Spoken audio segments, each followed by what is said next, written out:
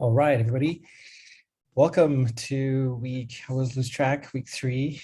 And we're going to get a little deeper now into thinking about evaluation, problem statement, and linking some of those early components. So get ready for that. And hopefully I'll hear some pitches from what you guys are thinking about.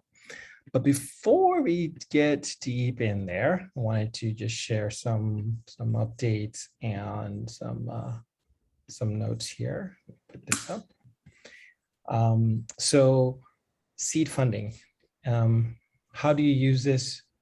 How is it for? So I wanted to just share a couple of my feedback on that.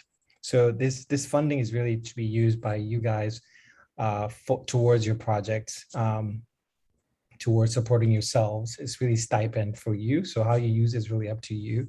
All we ask is that you just keep track. At the end of the program, we'll send a quick survey, and in there we'll be like, hey, well, how did you spend, or how do you plan to spend? Because you're not going to spend it all. No way, I don't think. Maybe you would, I don't know. But the idea is you keep track of it. And this is kind of, what we're trying to do here is to also teach you, because when you get a grant that's in the future, like they'll actually have much more formal reporting requirements. This is very, very loose for us because we don't want to give you another headache. I don't like giving you more headaches than you need. Here, really keep track so you can use it for yourself. If you have team members, you can figure out how to give them funding for your program. You want to use for your website development, go ahead. And so we're giving this, again, you guys in increments of, in three batches. So you should have received the first one, and then the second one will come in the middle, and the last one will be at the end. So you can't spend it all because we're giving it to you in this sort of broken down format. But I hope that's clear. And if you are, there's an option in the survey as well at the end of the program where to use it for something else. You totally can. And I'll give you a little cheat sheet. If you go in the Slack channel for the program, if you scroll up towards the end before you guys started, you can actually, there was a graph from the previous cohort. You can see what they spent their funding on, or what they plan to spend their funding on. And in fact, there's so much information. If you scroll up, be careful. There's a lot of stuff in there, but feel free, if you find yourself free, to explore it, because there's a lot of useful information that you can use. But seed funding, if you have any questions about it, please let me know. The logic model workbook, please keep working on that.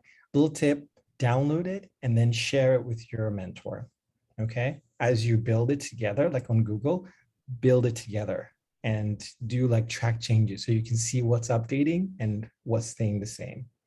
Things are going to change a lot, right? So you kind of want to keep track of where you've been to where you're going.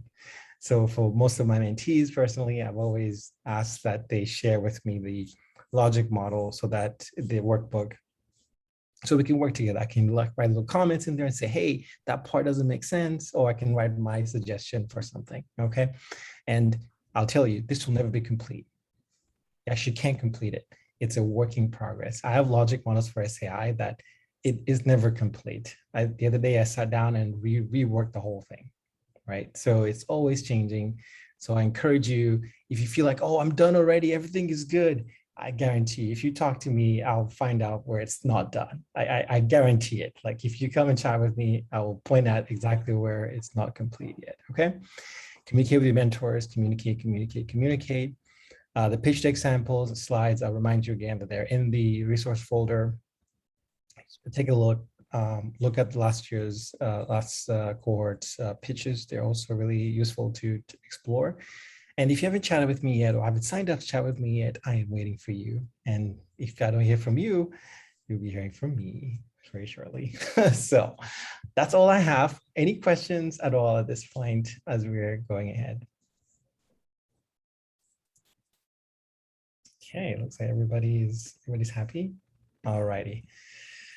Okay, so I hope, this last week you started thinking about problems and articulating what they are. We really tried to sort of get going with it last week. What we're going to do again this week is build on top of it and still staying really close to the problem statement area. Actually, we're not going to move that far away because it's so critical that before you accelerate and move away from this, you kind of want to make sure the foundation is really strong and steady. So this is a logic model again, if you, as I showed you last time. So the problem sort of solution mission area here is where you've been toying. And last week, as you may recall, I told you, try to avoid trying to do this backward design from the mission, going back to the problem, because that will put yourself in some problem areas very quickly. Better to start from the problem and build your way through the solution. Now, from there, then the question becomes sort of what are your key outcomes and how are you going to know that you've achieved them? And that's the topic today. And in fact, next week, we'll stick around the same area as we think about how do we extrapolate this information to figure out what's going on, what we're trying to do. And the key areas really are separating these two here, the outputs versus the outcomes. And I'll keep repeating these, so if you forget now, it's okay. The outcomes, again, are these behavioral changes that you seek to create, actual changes in your audience, in your population of target population. Your outputs are more targeted towards actually what you're doing, so more operational in nature.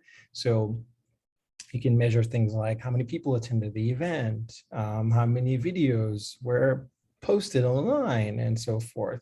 That is more of an output, right? What is that initiative that you're doing and building has produced into the external world, versus outcomes where we're looking at actual behavior change on the audience, the people that you're trying to affect change on. Always keep in mind there's always assumptions, okay? So as people are chatting with me, I'm always finding out what the assumptions are. What are you assuming with so-and-so? And so this is something useful to keep in mind as you're building your logic models and keeping them really sort of engaged. That workbook, once you've developed it, the second page in particular, I'll show you an example if I remember at the end of, for our summer program, I have this logic model that I sent to one of our evaluators. Because it becomes basically your Bible that you use, and you can just use as a reference point to know where you're going and what's happening in your program. And so this is kind of the backward design that I encourage you guys to think about, right? Last week, I told you, think about the problem and then figure out what the solution is, right?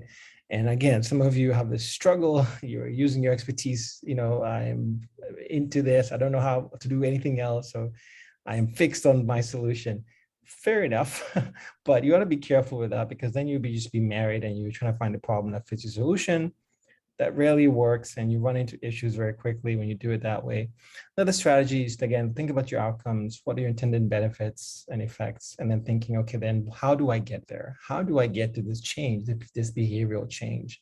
And if you're doing both, if you're thinking about the problem, you think about what change you want to create, this solution becomes very obvious in terms of what needs to be done. And only that, if you're arguing that, oh, I know exactly what needs to be done, then my easy question for you would be like, well, who have you talked to? Have you talked to your intended target to know that this is what they need? And what suggestions have they provided you to know, like maybe you can tweak it a little bit even before you launch, so that you can have actual true impact down the line. So talking to your potential audience and target, that's absolutely a great idea to do even right now, right? Say, do you have 10 minutes to chat? I want to tell you this idea and give me your feedback. And that's what I hope with your mentor, you're doing this. And also when you chat with me, I'm this at-large mentor where I can provide this insight, right, from the top that you may not have thought about, since you guys are really, really close to your ideas. But this is an iterative cycle. You go back and forth, you iterate, you change, you reframe and frame the problem, also the outcomes themselves, they will keep changing. And on top of that, for each of the outcomes, broad outcomes, and if you watch the video, Sarah Jennifer, who is our evaluation officer, and in fact, she's available for you guys throughout your entire stay with us. The question becomes, what are the impact indicators for each of those outcomes, right? So you can go one level deeper to say, well, I want to see change in attitude, whatever. Well, what is the actual indicator then? That becomes a much deeper sort of thinking through, like, okay, what actually do I want to see change, and how would I measure it, right? And what's the instrument that I'll use? So that's why we're going to be here for about 2 weeks thinking about this, okay? Because it's something that you really want to, at least you as a designer and founder of your initiative, to have some good sense before you bring in other people and maybe external evaluators that will be asking you the same question, like, hey, Rose, what are we trying to do, right? So you want to be at least versed in some level of on that. And if you if you did some reading and watched the video, these are some of the impact areas. So I'm going to give it to sort of summarize very quickly as I did last time before we dig deep into discussion. There are a lot of areas, and this is not exhaustive, absolutely not. This is just kind of a high level review where you can get into awareness. I want to see changes in, my target audience, that they're aware of blah, right? And so that can be something that you could measure. Knowledge, of course, is a given. Interest, and you can imagine, right? There's something that's coming up in your minds already. There's a lot of overlap, of course. They overlap like crazy, right? That makes this even harder, because then the question always becomes, what is the indicator, right? What is the indicator that you're planning to use? If you're using skills, well, what skills in particular, right? And how are you going to measure it, right? Are you doing, you're looking at the transcripts, or are you actually giving a test at the end? You have a pre and a post, for example, to figure out change. Attitude, same thing. Participation. So if you look at demographics, you want more of X to be involved in Y. Then the question becomes, over what time period, right? And so that's an easy one to say. I want to see more women in STEM. Well, over what time period then? And is your program overlapping that time period? If it isn't, then how will you know, right? How will you know? So you can quickly begin to see how, if you start asking these questions now, right, you can avoid that sort of hurdles when you get down the line, where it'll be very obvious for someone to notice, like, yeah, you haven't thought about that, have you? Right? So your program really won't impact like women in STEM right now, right? What you're impacting is this other thing here, right? That you can measure now, but you're not measuring it because you haven't thought about it. So I encourage you, I encourage you, please don't rush over this. Don't rush over it, okay? You want to get this thing right. And I'll tell you from experience, myself building programs, and I'm still building programs, you rush over this, it's just going to come and bite you later. As you continue building it, everything will be impacted. Behavior, as I told you, what behavior, for whom, when, how long, the whole thing, career participation.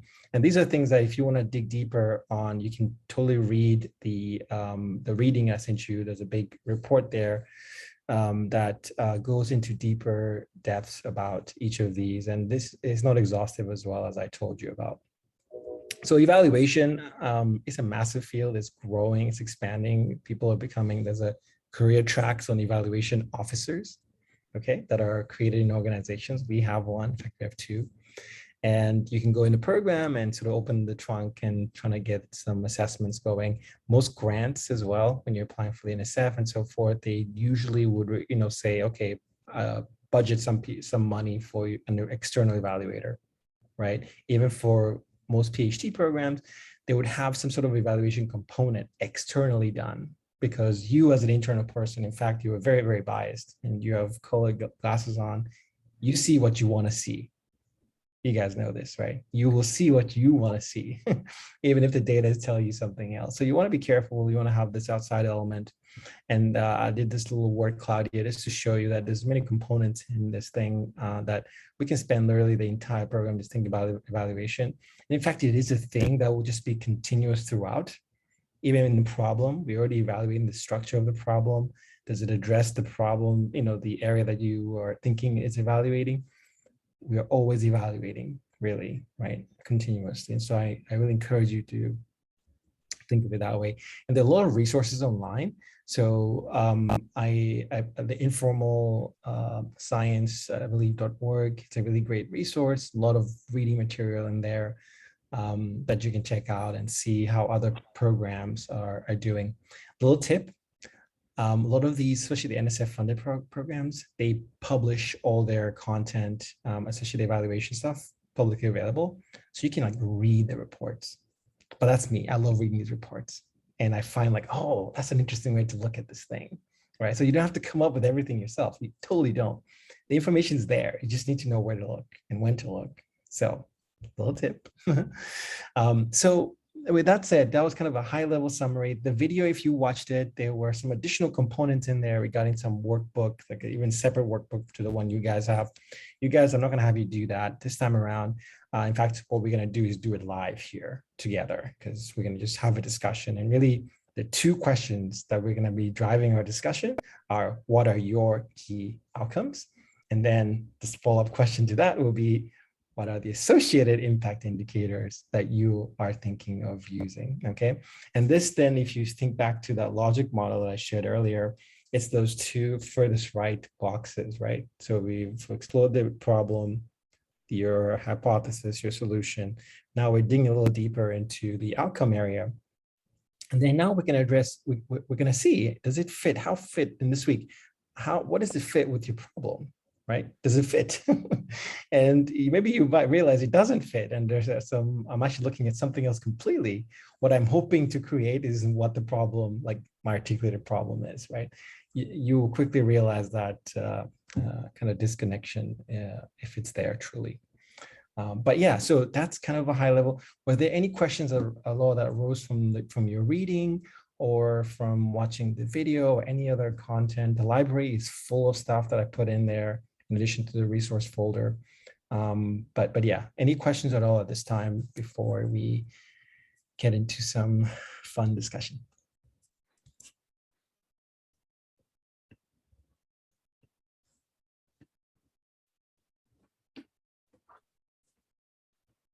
No? Okay, so we are right on time. I usually want to spend about 15 minutes reviewing and then we get deep into some discussion. So like last time, what we're going to do this time is I'm going to hopefully structure some more, spend some 10 minutes with each of you and we're going to have a discussion. And as I told you last time, please jump in, please share your insights, provide feedback for others, ask questions, genuine questions, confusion points. Something doesn't make sense, just say so, okay?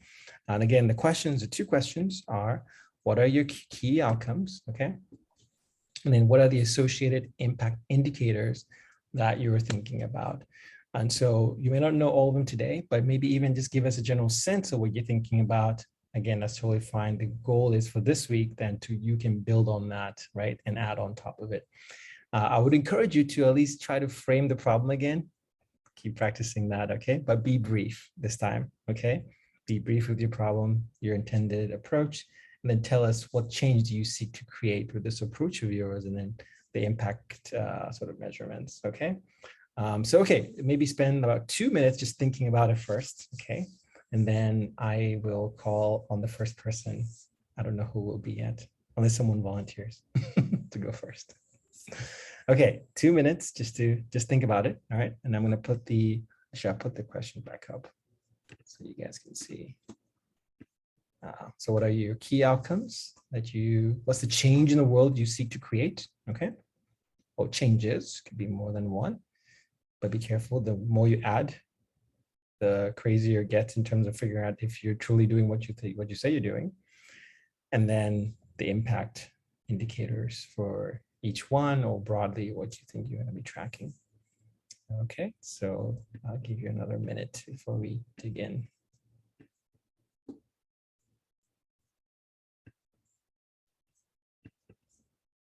And if you have any questions, just feel free to drop it in chat or just scream away.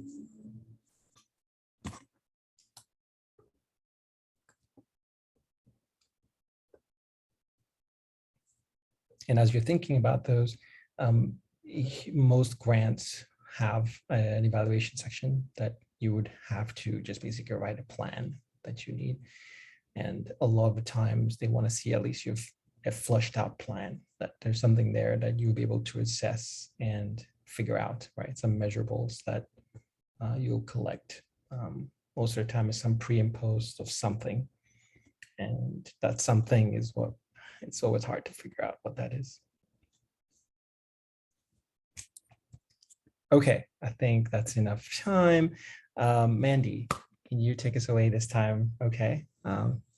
Tell us what changes you seek to create and frame the problem for us as well as you answer that question. Sure. Okay, so I think after last week, my head has been all jumbled because even in our one-on-one, Fanuel and I had kind of talked about, you know, I took a step back and really tried to evaluate my problem and realized there's other sub problems that were like related. And I don't know. I think at this point, I'm just going to say the problem that I had before. And I think in the background, my actual problem is a work in progress. But my problem is that girls lose interest in STEM during high school. So the outcomes that I seek to, my key outcomes for my program are increasing interest, and the associated impact indicators, I was really looking at career path activation, attitude, and interest. I think those are the three main that I wanted to gauge by doing a pre and post survey. So that's kind of what I was thinking initially. Okay, let me ask you this question. Going back to interest, increasing interest, why? Why increasing interest in particular? Because they lose interest. I like to maintain interest, so that they will be able to pursue STEM careers. Okay, but interest in what specifically? STEM classes, like STEM classes. STEM classes. Okay, which Or classes? STEM career paths. Okay. But you see here, this is a really great There's example, differences guys. there, yeah. Yeah, so interest is a very, very broad, right? You gotta, when you get into actually, let me design a question. So next week you guys have to design something, you're gonna stumble on this because you're gonna be like, well, interesting. How do I frame a question? Think of a survey, right? What would you say? Why would you say, are you interested in STEM, right? Which you could, right? But maybe some more nuanced, right? Depending on who you're asking for, could give you that better kind of better assessment, right? As a tool, right? So as a tip for you guys, think of that assessment tool. How would you get it out of them, right? Even if you're doing a pre and post, what's that sort of question? So make it easier on yourselves by being focused as well. So interest in STEM subjects. Would you care to elaborate further or not? Or you want to stop there?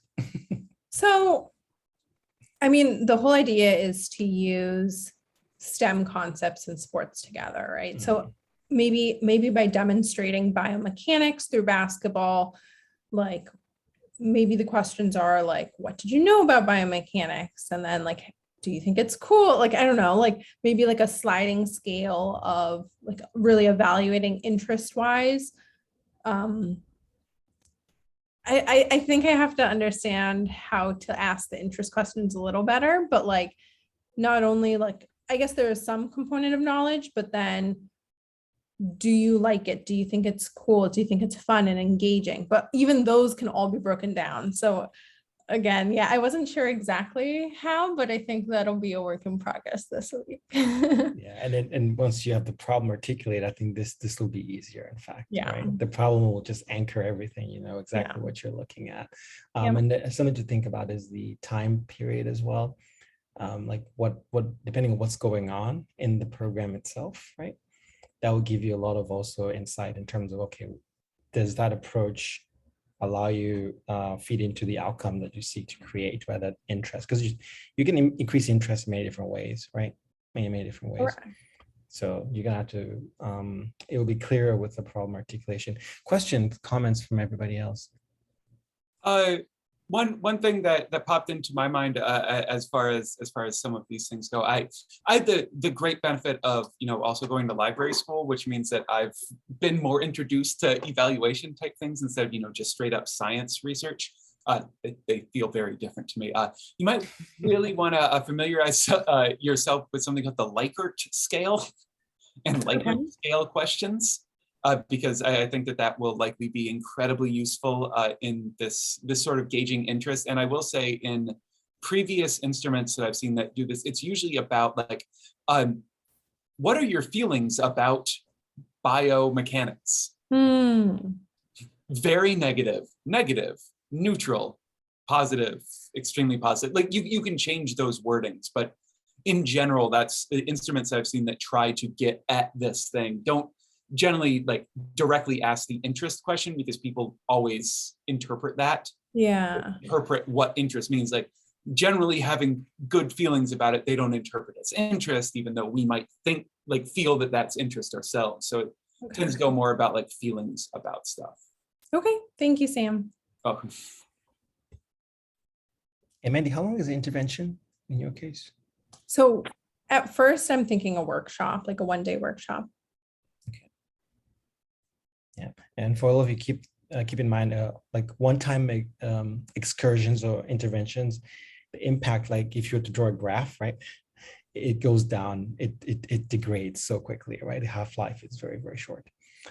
So keep that in mind. Of course, you have to design the program the way you see fit, but keep that in mind in terms of impact level. Most programs tend to have like multiple engagement or something. But again, it depends on what change you seek to create. It always goes back to that little question. Any other comments, suggestions, queries? Okay, Mandy, thank you so much. I'm really looking forward to seeing how this problem of yours shapes up. Okay. Okay, Khushbu, what's going on? Yeah, so much. Mandy, thank you for going first. I was so nervous you were going to call me out first and I was shaking. Sorry. I'm so sorry. So I think based on the past essay narration I had, I think I have gone down to eradicating some parts. I met with Fanuel and we found a dagger in the problem, which was crazy, I guess, in a good way. So now I'm like down to the problem where I'm kind of asking this bigger question as to who is a maker. And I want to cater to kind of the identity aspect of it as well, but keeping in mind the process, of course. So I'm like not changing the entire thing. I mean, I'm staying true to the roots, but just kind of catering to the more sort of a basic sort of question. And again, like to give a brief overview, what I hypothesize or assume as to what a maker is someone who has a hands-on approach towards inquiry-based learning in science, technology, engineering, art, and math. So basically my key outcomes with tackling this problem is, so the solution still remains same, to come up with a maker conference. And this maker conference would cater to the outcomes of having a gateway to STEM skills, because making encapsulates all the science, technology, engineering, art, and math skills. So it's going to encompass it together. The second thing that I'm thinking is an interest in the process of making. So the conference kind of would target seasoned makers who would come in and kind of provide mentorship to young makers, and kind of in a way that they tell their own story of making. So I guess the way that I'm envisioning this is that they could actually create a setup in the conference where, they could tell a story of a product that they built in a way that it excites young makers to kind of pay attention to this process of failure or the messy process of making a finished product, instead of, kind of drawing the entire focus to creating something that's competitive or is like a finished product. Mainly when it comes to science fairs in high school, or maybe crafts projects or robotic competitions, just an example. Yeah, so I think the bigger outcomes are STEM skills, knowledge, and interest. And I'm thinking of mentorship, but I don't know where to fit it in the broader categories. So I guess that's an open-ended, loose question. Okay, the floor is open. So I think I like the idea of mentorship, but I almost wonder if you should just like narrow and keep it focused on one thing at a time. And if that's successful, then maybe you could expand into that. Because I think right now it's pretty broad and that can be overwhelming to kind of put that all together in one cohesive like maker convention. Mm-hmm. So yeah, I agree with that. Second that. Okay. I realized I was muted, and I was just talking. I also have a thought on the mentorship thing, and whether or not mentorship actually mentoring, like some sort of mentor program, would properly fit in the outcomes or in the outputs. Because it does seem like, giving 10 people maker mentors, like that feels much more like an output, like that's a concrete thing that's coming out than one of the outcomes. That's a good point. Yeah, I agree. Thank you. That actually makes sense. Sorry. Yeah. So I'll ask this question. So the mentorships, I'm going to your solution or approach here. You have a mentoring thing that's taking place, but think about the problem, the way at least you framed it. The way you framed it, you talk about who is a maker. I'm having a hard time connecting the two. Who is a maker, and there's a mentorship, there's a conference. I am lost. Can you reframe it for me? Yeah, I think when I say who is a maker, I mean, I'm not changing that at all, because I think I found some comfort there. But through the solution, I guess the format of the conference, at least to what I'm envisioning, is more of a hands-on setup where it's like a physical space as to what I'm envisioning now, but it has allotted spaces to people who are participating, and they come up with creative ways of telling their story as to what calls them a maker, like what they do kind of qualifies in their own language as a maker. Like say a bioengineer, makes prosthetics, and then they show this process of making prosthetics, and this process is what really defines them as a maker of prosthetics in the field of bioengineering. So something very similar. So I mean, kind of like opening it up to like artists who, maybe a book artist shares their journey of making a book on a day-to-day level, but the maker really has the creative outlet here, because like they choose how to tell the story to the world in this conference format. So yeah. All right.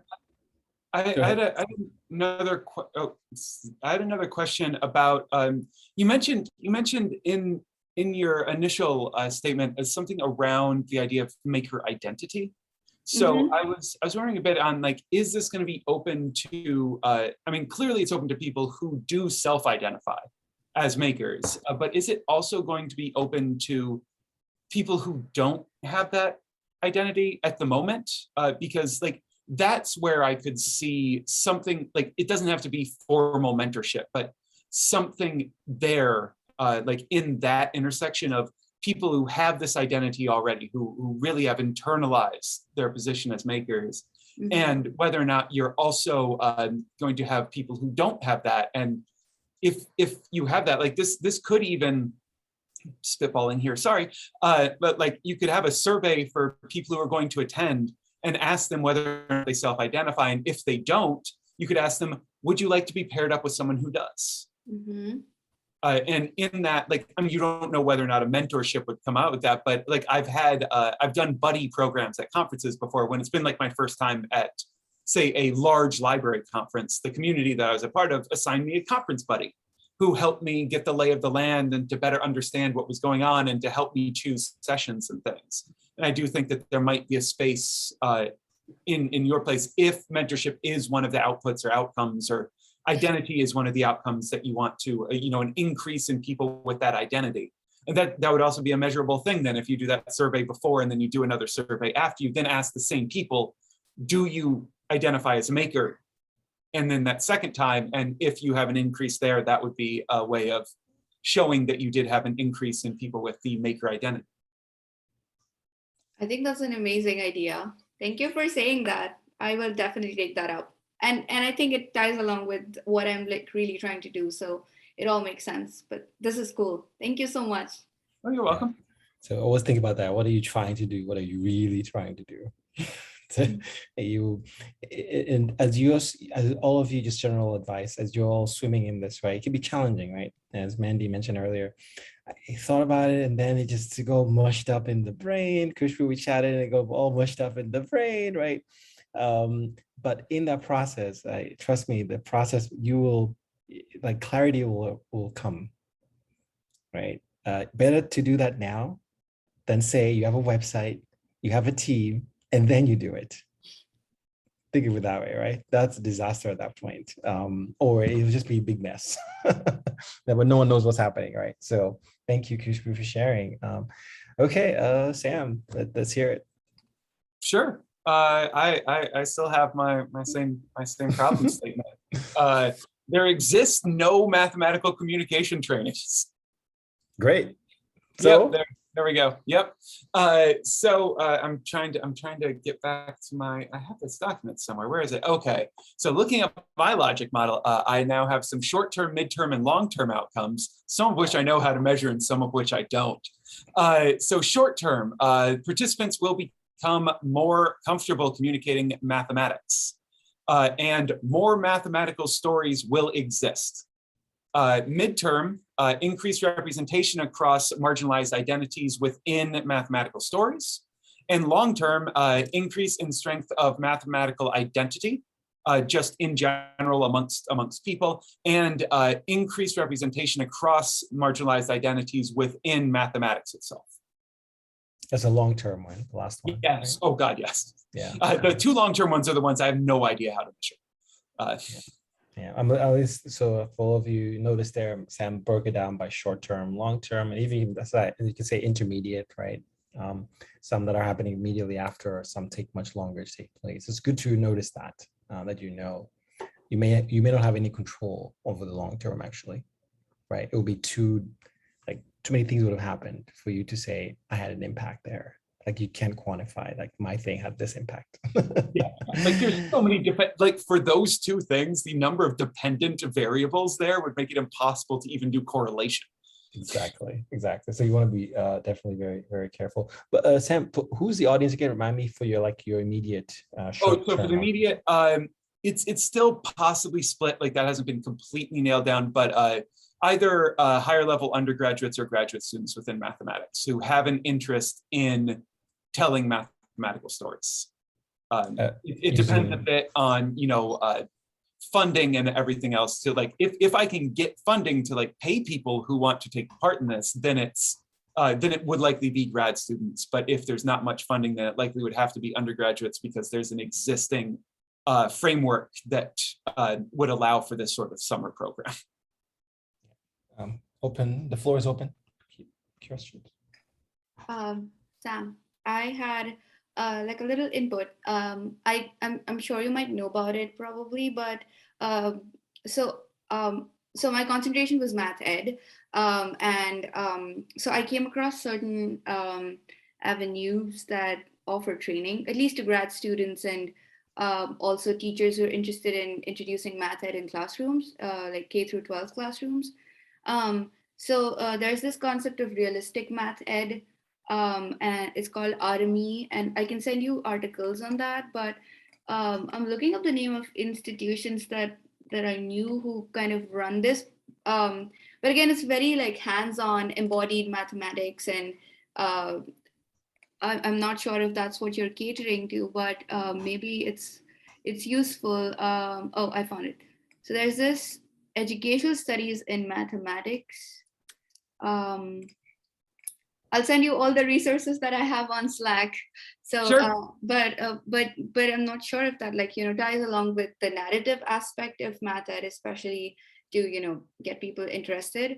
But there's a conference that happens as well, which is on an annual level, and it's like coming like all the math ed faculty from different universities kind of come together, and they do a lot of hands-on activities and talk about issues that exist in math ed.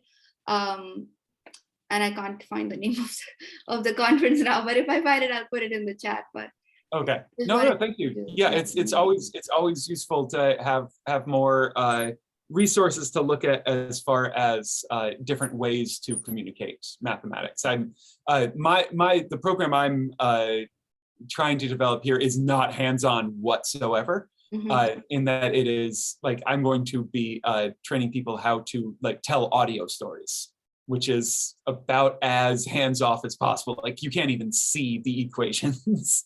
Right. But there's always something from any of these programs that I can take away. I'm entirely sure. So thank you. Absolutely.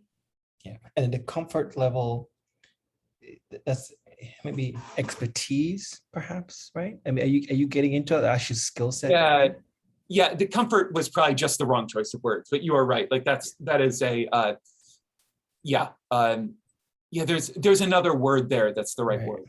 Yeah. And then the words here really do matter because you have to be careful, like what you're extracting. You want to see actual skill development. You'll do it they don't know anything, right? Especially part of your problem as well.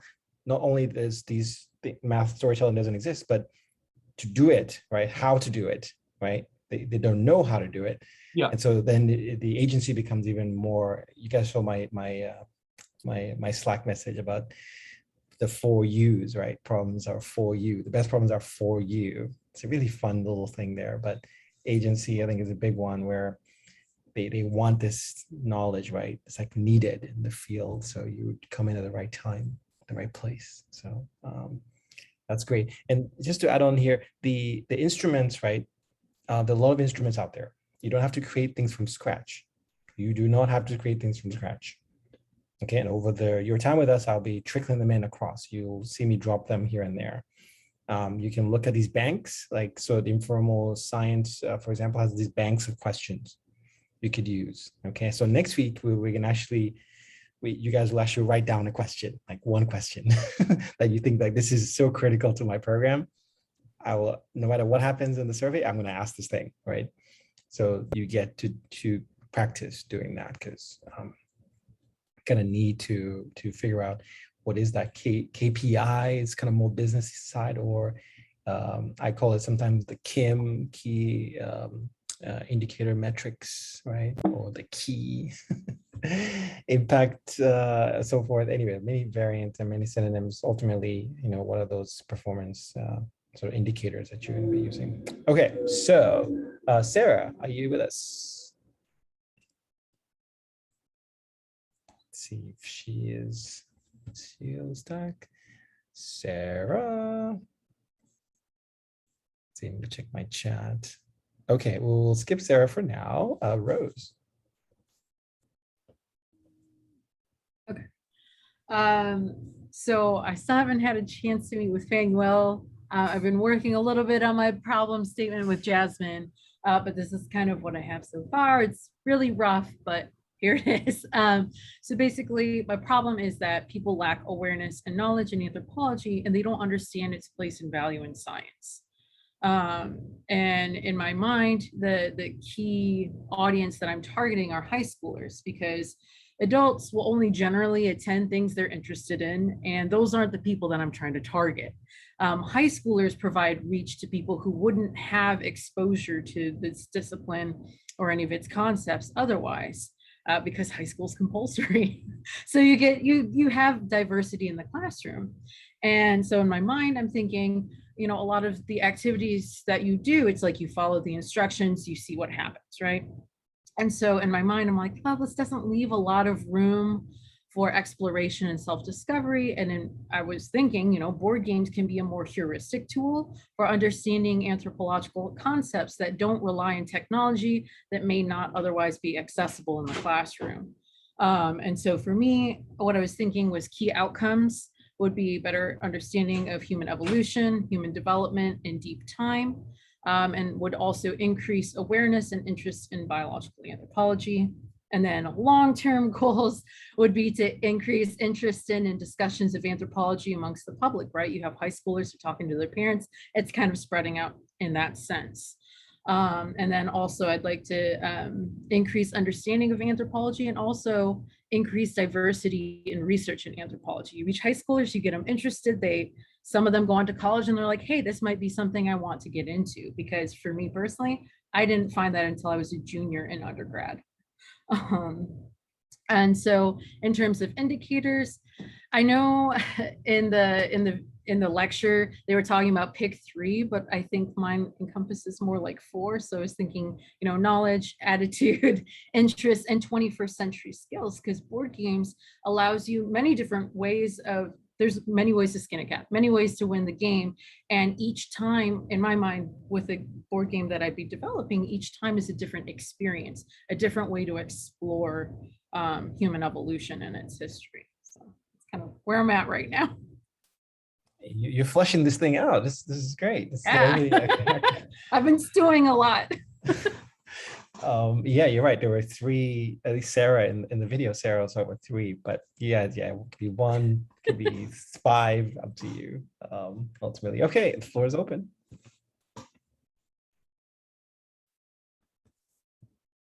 Oh, and I was going to do like pre and post surveys. That was kind of how I was going to evaluate impacts for students.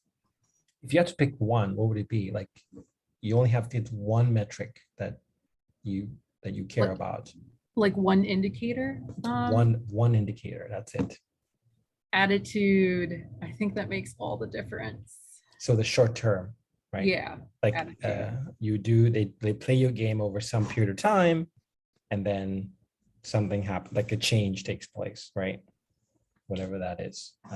Okay, so definitely keep thinking for all of you, right? Advice, like if everything was stripped away, if you had to pick one thing, like this is it. Like if everything else falls through, there's one metric. As long as if it goes up or goes down, then I know that it's working, right?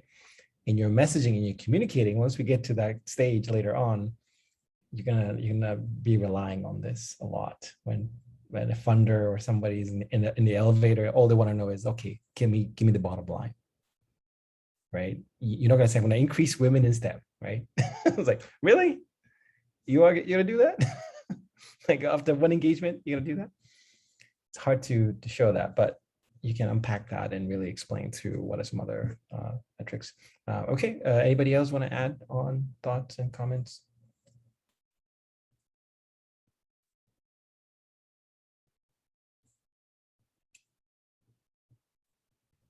I don't have any like major comments directly to what you said, but I like how it's shaping up. Like you can see the evolution of how things are coming together. So I applaud Hey, it. evolution. Sorry. No, I appreciate it. Yeah, it's fun. It's a fun journey to see how it all evolves and see everyone's projects kind of taking its form. It really, I'm glad you guys are sensing this sort of like that feeling is just so precious when you're in this phase right now, because later on, once the operations come on top of it, it's hard to get back into that, and you're fixed at that point, right? Changing is really hard. So be careful any statements where like, oh no, I got it, this is it, it's not going to change. Well, just be careful, that can still change. So I'm equally excited to see how all your changes take place.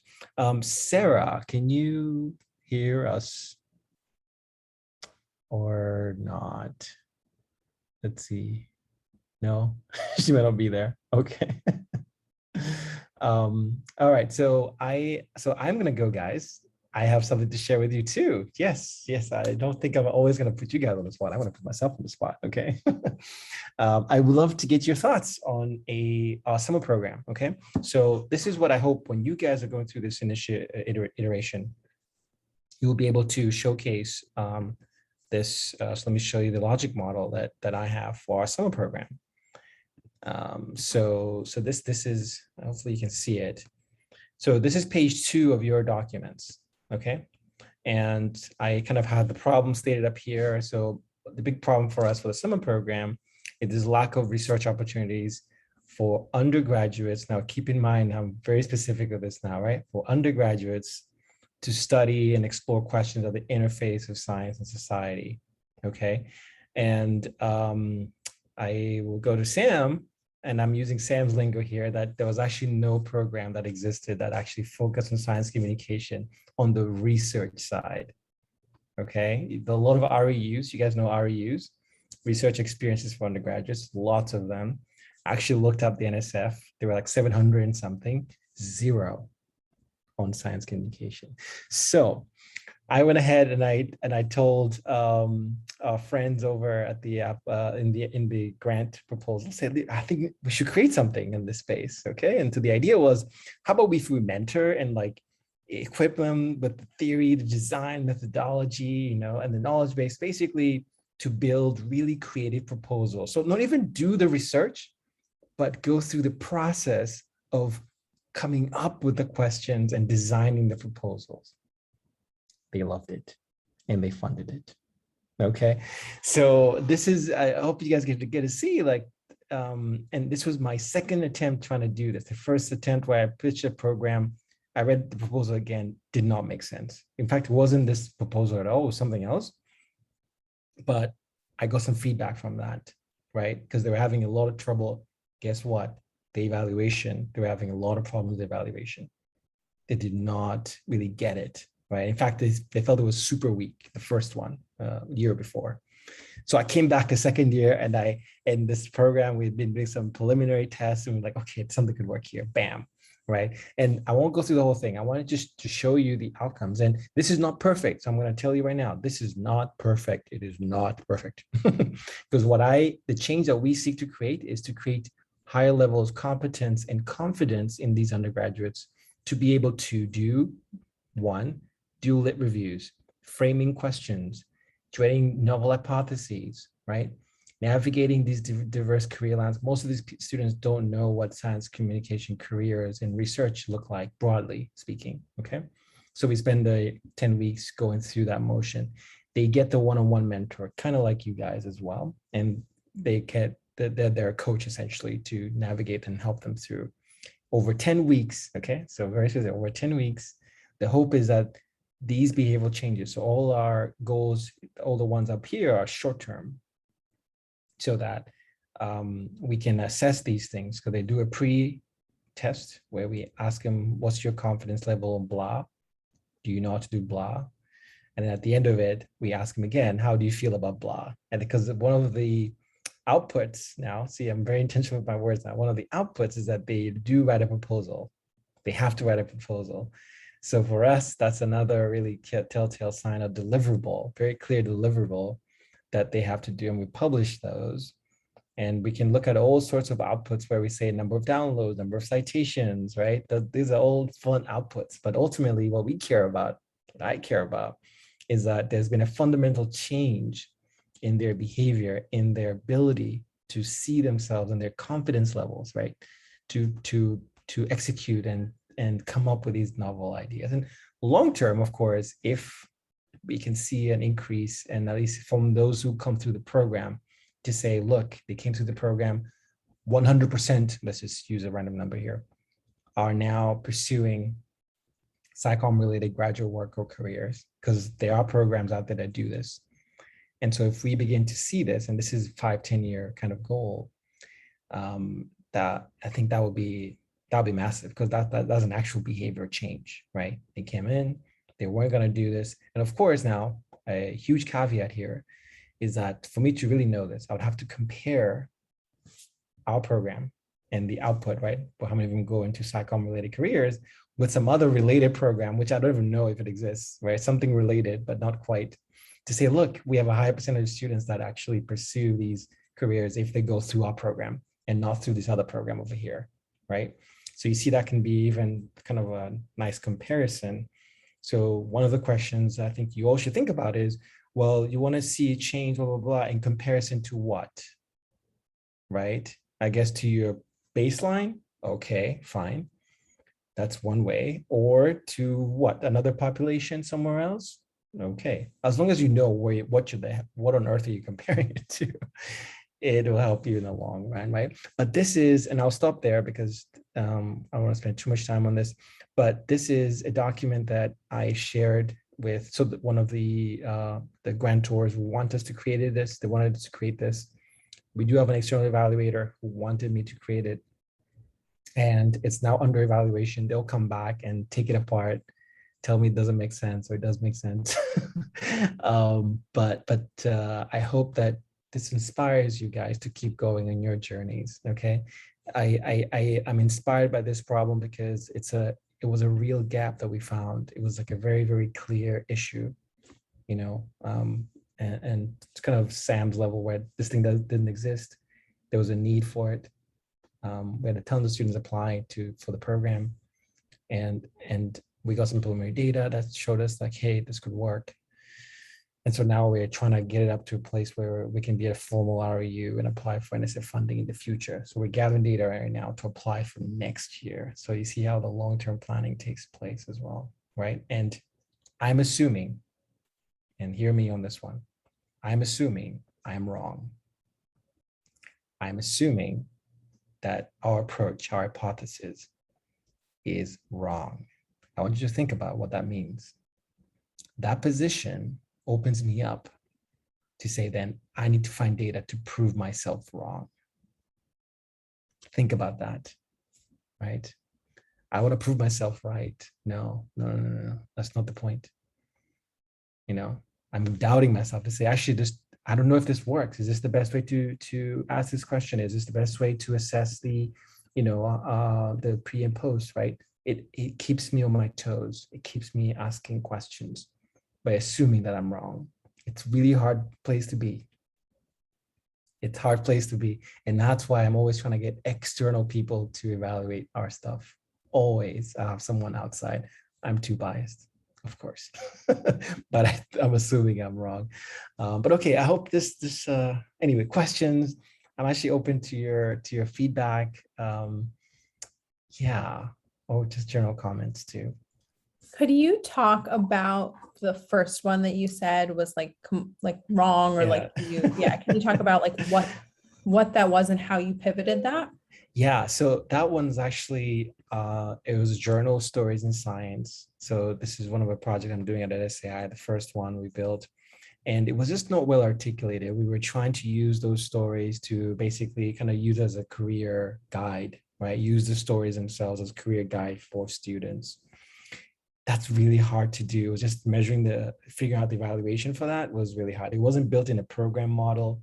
It was really much more pitched about building a database.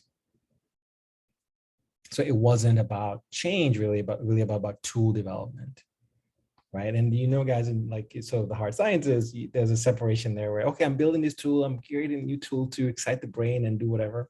That's very different to then say, well, how are you going to use the tool to actually ask some scientific question, right? And so we weren't asking a question necessarily. In this one here, the question was, and this is the framing I told you at the end, where I'm asking myself, well, can this model work in this space of supporting students in this virtual environment and giving them this experience, right? They're developing proposals. They're not doing the actual research. The hypothesis is that the design of it actually is more informative, is more educational in the virtual world. So we're testing the hypothesis. It was framed as such, right, in a programmatic manner. So it suddenly opened us up for the reviewers to say, we'll give you a go. I'll be very honest, the first one around, our points, we were about maybe 10 points away from the funding line. So I don't know what the other people were, but ultimately we didn't get funded. So more tool-based, not a good idea in this case for this funder. They wanted more programmatic things. And that's what I took from some of the comments. And so I ended up asking for comments. Like I had to go there and ask for the comments. They wouldn't have told me otherwise. And that's a big problem in the field. If you don't ask, no one tells you.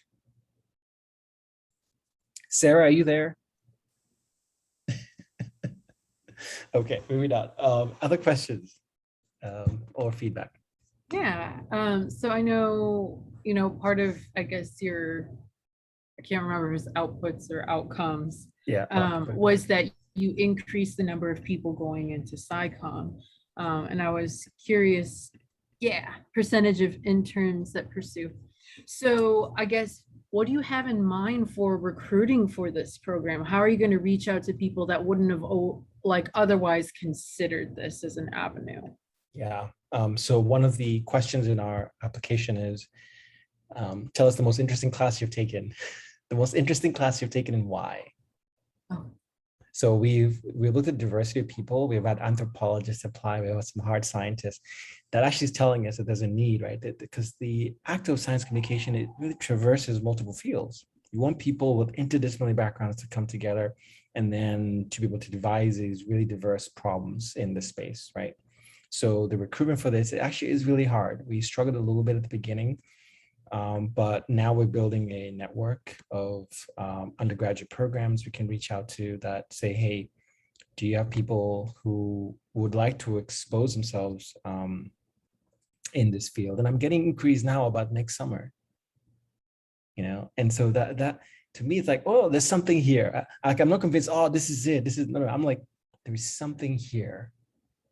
or there might be something here. I need to better articulate this thing in order to think about next, 2-5 year funding, right?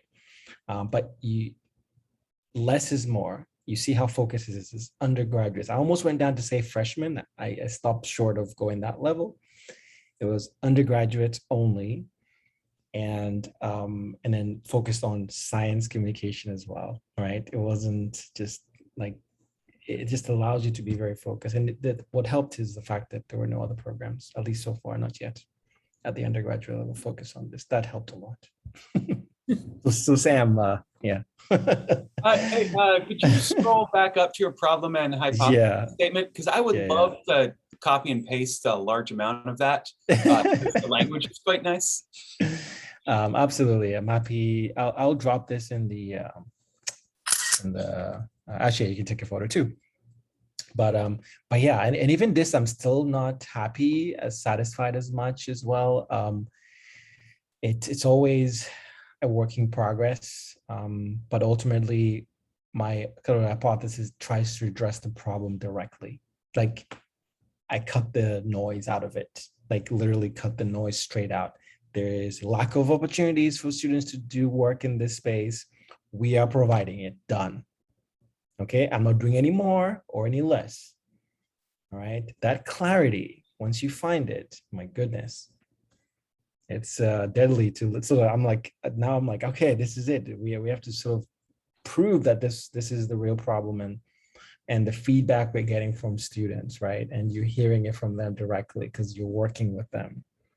It's giving you that agency that there's something really cool here to further explore. But don't be satisfied, guys. Don't settle. Do not settle. That workbook, keep it alive, keep it active. Assume it's bad, assume it's wrong. Magic happens when you do that. So yeah, for you guys, when you do yours, I'll be really excited to see how they develop. So remember, download your workbooks, share with your mentor if you haven't yet, do like track changes, and then watch the whole thing sort of develop in front of your eyes. It's just beautiful. As reminders, keep track of your pitch decks, okay? And see, Sarah, are you still there? I'm gonna close shop here, unfortunately. No? Okay. So we have taken a journey, guys, so far. We have started the problem, the mission, sort of your approach, hypotheses. We're here now, okay? But we really haven't gone that far. It's an iterative process. You're going back and forth. You're trying to figure out what you're trying to do, what the outcomes you're trying to create, confidence building, attitude, whatever have you, even things that are not on the list, right? Think outside the box, okay? So this week, try to articulate these things. Keep filling that workbook. Those questions 1 through 7 focuses you on trying to answer these questions, okay? And then what you'll do is you use those answers from question 1 through 7 to complete page 2 and build something like this, okay? That's something I shared with you there. It forces you to really just be very succinct and continue to iterate and asking further questions. And then, of course, hopefully, as you're doing that, don't forget your pitch decks, okay? They are following, they're kind of one-on-one, the problem, solution, and then keep in mind as you're developing these things, the landscape, just know kind of the area what you're building, who is there, who isn't there. Even if someone else exists, that's fine. It doesn't have to be completely novel. Just think about how are you different? What is different about your approach? If it's exactly the same, that could be fine as well, but maybe it doesn't exist in this space, in this community over here. That's fine, okay?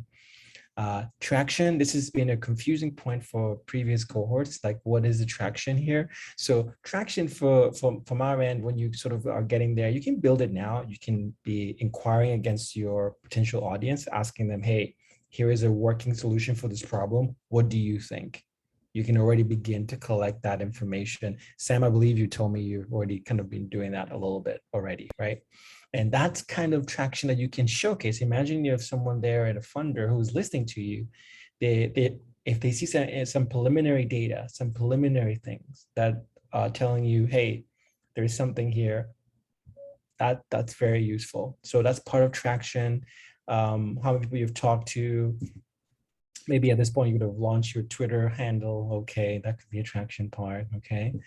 But really just think about operationally and like validating the problem and solution I think is a huge traction part. If you have a team member that you recruit along this way, someone's really excited to get involved, that's also another traction you could share, right? Like, hey, I managed to convince this person, they got excited about the problem as well. And we think we're on the right track. That's awesome as well. The funding model, we'll get to it when we get to it. Don't flip out about this yet, okay? Do not think about the funding model, but it's a useful sort of thing to keep in mind. Again, the team, if you have one, if not, you don't have to include it. And then what's next as soon as you're sort of out there. But over the weeks, you are developing at least a slide a week or every 2 weeks or something. And so keep that in mind. Don't try to do it all in the last week because then you'll just be rushing. Remember, it's 5 minutes, so not a lot. Not a lot. Okay, guys. How quickly you can talk. You can really fit in a lot if you have a speed talker. You can remember, less is more. Less is more. You can't do it all. And the idea of 5 minutes, it forces you to say less, to do less, because less is more. You guys are busy. I'll tell you, you're going to be super busy out there as you move on with your careers and so forth. The more focused you are, the more clarity you have in what you're trying to do, and the more sort of packaged it is, you can start there and you can always build. You can always build further. Don't forget that. There's no rush on that side. Okay, so have a good week. Continue iterating. I'll be really excited to see how next week turns out and see how the story has changed and developed. We're going to get into a little bit more of actually articulating some of these questions, okay? And then getting into that logic model, sort of putting things in there. Maybe plan for you to maybe show us some logic model components, okay? Something, anything that you can begin pulling down on bullet points next week. So we can give you some feedback, kind of like what I did, but don't fill everything. Don't do that. Just whatever, the problem area, solution, and the outcomes, anything that you articulated, go for it. And then we'll give you some feedback. Okay. Thanks, everybody. Thank you. Hi, everyone. Thanks. Hi, everyone.